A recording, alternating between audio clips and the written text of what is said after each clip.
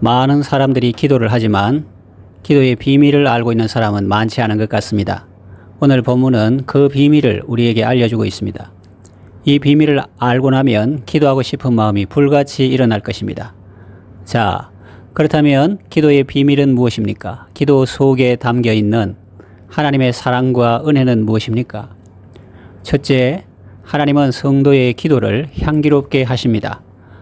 3절에 보면 또 다른 천사가 제단 곁에 서서 금 향로를 가지고 많은 향을 받았으니 이는 모든 성도의 기도와 합하여 보좌 앞 금 제단에 드리고자 함이라 했습니다. 사람들은 천사를 대단한 존재로 생각합니다. 로마 바티칸에 가면 천사 그림이나 조각이 많습니다. 물론 천사는 말 그대로 하나님의 심부름을 하는 존재니까 거룩하고 아름다운 존재입니다. 그러나 숭배의 대상은 아닙니다. 하나님께서 구원 얻을 후사들을 섬기라고 보내신 존재들입니다.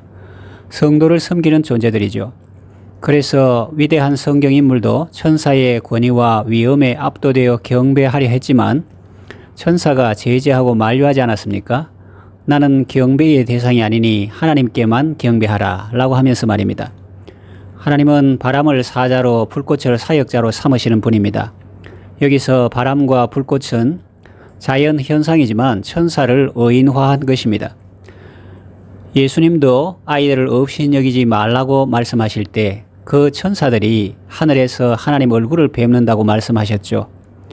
오늘 본문에는 그 천사들이 어떤 일을 하는지 우리에게 보여줍니다. 천사들은 하나님의 사역자들로서 하나님이 시키신 일을 합니다. 심부름합니다.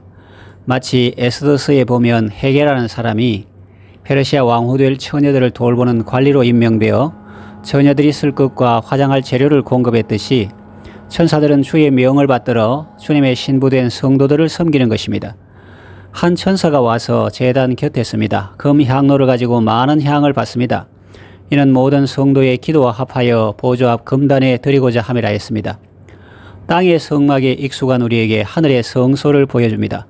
구약에 보면 성소와 지성소 사이에 분향단이 있습니다. 장소적으로는 성소에 있지만 의미적으로는 지성소 안에 있는 것입니다. 풍자향과 나감향과 소합향으로 향을 만들어 분향했습니다. 하나님께 분향하는 용도로만 만들었고 자신이 냄새를 맡으려고 그렇게 만드는 사람은 죽을 것이라고 했습니다. 천사가 모든 성도의 기도 합하여 보좌 앞 금단에 드리려고 많은 향을 받았습니다.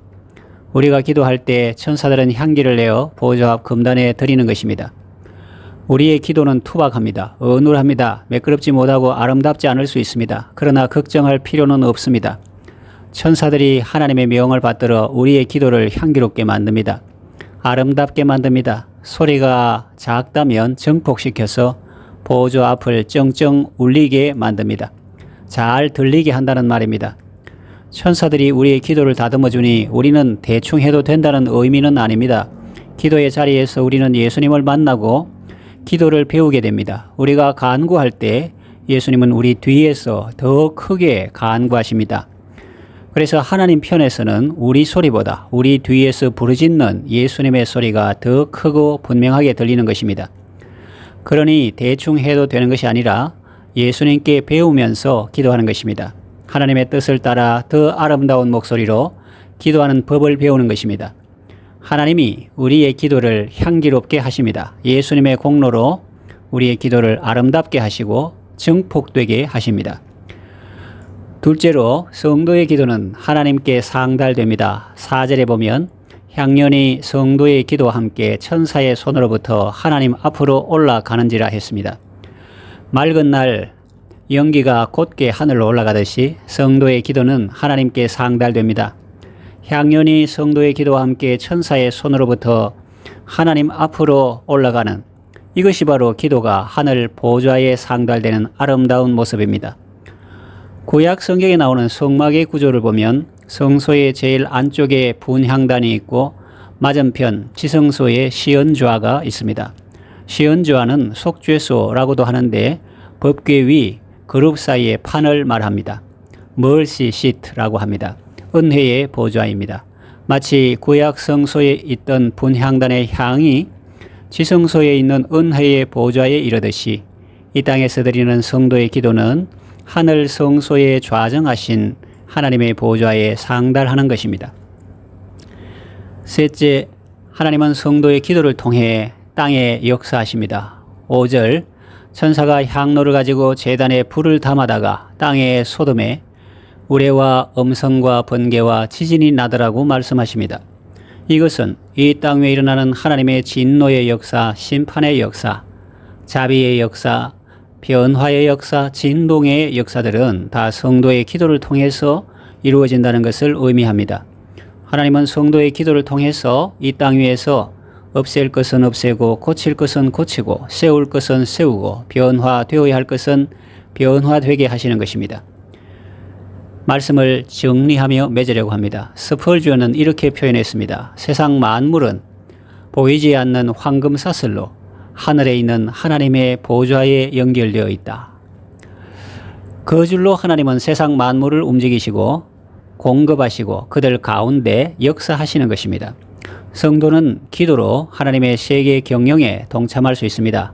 기도로 하나님의 뜻을 이루는 아름다운 삶을 살아가시기를 바랍니다. 기도합니다. 우리를 사랑하시며 우리의 기도를 경청하시며 우리의 기도를 통해서 세계를 경영하기를 기뻐하시는 하나님 아버지 감사합니다. 하나님께 기도할 때 큰 믿음을 가지고 감사와 기쁨으로 아뢰게 하소서. 기도로 하나님과 대화하고 기도로 하나님의 세계 경영에 동참하며 기도로 하나님의 뜻을 이루는 아름답고 복된 삶을 살게 하소서. 예수님의 이름으로 기도합니다. 아멘.